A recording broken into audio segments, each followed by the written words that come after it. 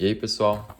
Nesse vídeo eu vou mostrar para vocês a prova que eu fiz para ser admitido no programa de mestrado da Universidade Federal do Pará. O programa de mestrado era mestrado em matemática e, diferente de muitos processos seletivos, esse aqui você só precisa fazer uma prova. E essa prova contém 5 questões de análise real.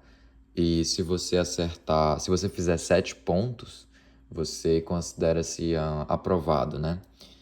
Mas você só é classificado se você ficar entre os 10 ou 12 primeiros, porque é um número limitado de vagas e é um número mais limitado ainda de bolsas. Então você tem que ficar, na verdade, entre os primeiros para garantir que você vai ser aprovado com bolsa, para você poder uh, ficar tranquilo pelos 2 anos de mestrado, né? Fazer mestrado sem bolsa realmente não é algo muito aconselhável. A prova durou 3 horas, então deixa eu mostrar para vocês qual era o conteúdo dessa prova. Deixa eu dar um zoom. Muito bem, vamos lá. Primeira questão. Critério de Cauchy para sucessões numéricas. Mostre que toda sucessão AN é convergente se e somente se, dado epsilon maior que zero, existir um N0 natural, tal que essa diferença entre os termos da sequência for menor do que epsilon, sempre que os índices forem maiores do que o N0 fixado. Em termos simples, o que ele está tentando dizer para você é se uma série é convergente, então ela é de Cauchy, e se ela é de Cauchy, então ela é convergente. E esse é um resultado que está escrito em qualquer livro de análise, é extremamente conhecido, então não existe muito segredo. Geralmente as primeiras questões é um teorema e ele pede para você enunciar e demonstrar o teorema. Por exemplo, enuncie e demonstre o teorema do valor médio. Mas nesse caso ele fez o favor de dar o resultado para a gente só vai ter o trabalho de demonstrar. E eu acho que a demonstração não é tão complicada. Se ela é convergente, é imediato que ela é de Cauchy, você só usa a desigualdade triangular, né? E se ela é de Cauchy, então primeiro você mostra que ela é limitada, daí toda sequência limitada é convergente, toda sequência limitada admite uma subsequência convergente, e aí você pega o limite da subsequência e mostra que é o limite da sequência maior. Acho que é mais ou menos por esse caminho. Acho que talvez a parte que as pessoas mais se compliquem aqui seja mostrar que toda sequência de Cauchy é limitada, porque primeiro você faz para os termos menores do que N0 e para os termos maiores do que N0 você usa essa expressãozinha aqui. Mas não é tão complicado não, essa aqui eu consegui fazer completamente. Segunda questão. Mostre que se a série somatória de AN converge, então essa nova série aqui, que usa os termos da primeira, converge.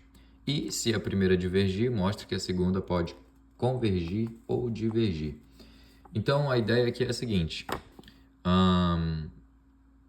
Se essa primeira série converge, eu acredito que pelo critério da comparação você consegue que essa aqui também converge, né? Porque os termos vão ser menor do que 1, então a n ao quadrado vai ser menor do que a n, e se você dividir por essa quantidade aqui que é maior do que 1, fica menor ainda. Logo, essa parte aqui parece extremamente simples. Uma linha de raciocínio você escreveu e já está tudo certo. Mas muita gente se complicou na segunda parte, que diz assim, se a primeira divergir, mostre que a segunda pode convergir ou divergir. Tinha muita gente tentando demonstrar isso, mas a melhor maneira de você mostrar isso aqui é usando 2 exemplos. Pega um caso em que essa série diverge e mostra que quando você constrói essa segunda, ela converge. Depois pega outro caso em que a série diverge e quando você constrói a segunda, ela também diverge. Então basta você dar 2 exemplos. Eu acho que aqui 1 sobre n aqui da série convergente aqui e 1 sobre raiz de n da série divergente aqui. Não tenho certeza, então deixo para vocês verificarem aí, mas eu acho que esses 2 exemplos servem. A terceira questão, essa questão eu não fiz. Eu não consegui completar ela porque, bom, são 3 horas de prova só, é pouco tempo. E quando você vê uma questão que você nunca fez ou nunca fez nada parecido, demora um pouco para você resolver. Mas ontem eu estava olhando e eu consegui resolver ali em uns 30 minutos. Então, não é tão difícil, mas a ansiedade da prova e tudo mais deixou você um pouco preocupado. Diz assim, seja φ uma função com φ de 0 igual a 0 e com derivada crescente no intervalo positivo. Prove que a função φ de x sobre x também é crescente. De primeira você vê uma condição que você não vê todo dia, que a derivada é crescente. Se você está acostumado com cálculo, geralmente você vê a derivada positiva. Logo, a função φ é crescente, né? Mas esse caso aqui é diferente. E aí você fica meio perdido em o que fazer com essa condição, a derivada de φ crescente.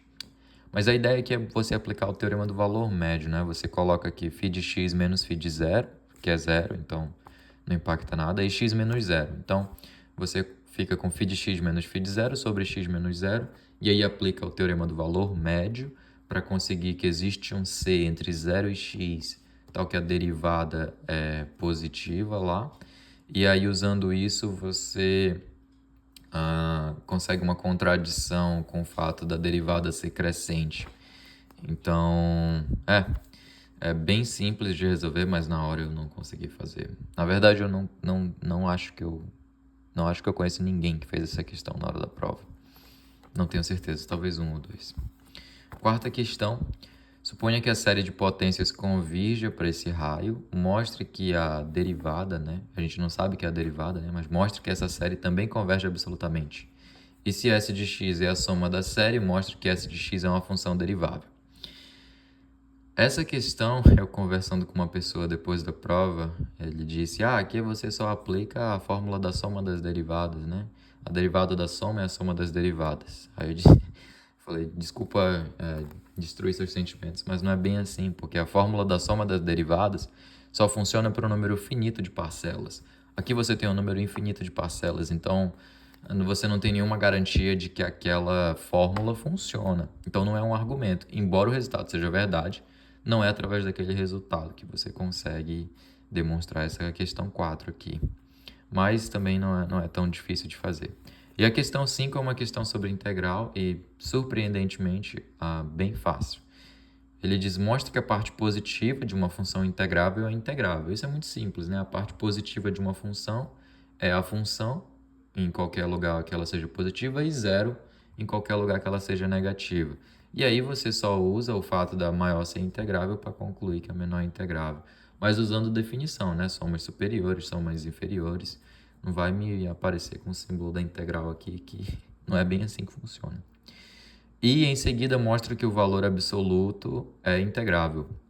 Basicamente o que você diz é, analogamente, a parte positiva da parte negativa da função é integrável, e como o valor absoluto é a parte positiva mais a parte negativa, e a soma de duas funções integráveis é integrável, você conclui que o valor absoluto também é integrável. E aí você tira o resultado, não é nada muito complicado não. Mas o problema é, se você já gastou todo o seu tempo pensando nessa prova, você chega aqui, se você tiver 10 minutos para fazer essa questão, é muito.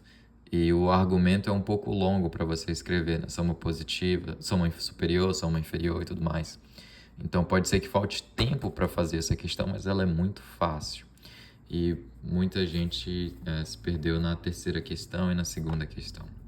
Eu acho que eu fiz as 4, eu só não fiz a terceira. Eu ainda escrevi alguma coisa para a terceira, acho que contou ali meio ponto, mas eu não demonstrei até o final, não.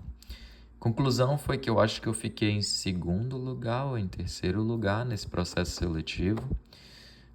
Eu acho que a pessoa que ficou em primeiro lugar resolveu essa questão, provavelmente, não tenho certeza. Mas é isso. Você tinha que tirar mais de 7 pontos e para garantir que você ficasse com uma bolsa, você tinha que acertar o máximo possível. O que vocês acharam das questões? Deixem aí nos comentários as demonstrações. E se vocês quiserem, eu posso resolver a terceira questão em um outro vídeo. Se você quiser que eu resolva, deixa sua curtida nesse vídeo aqui que eu gravo um outro vídeo resolvendo essa terceira questão. É isso.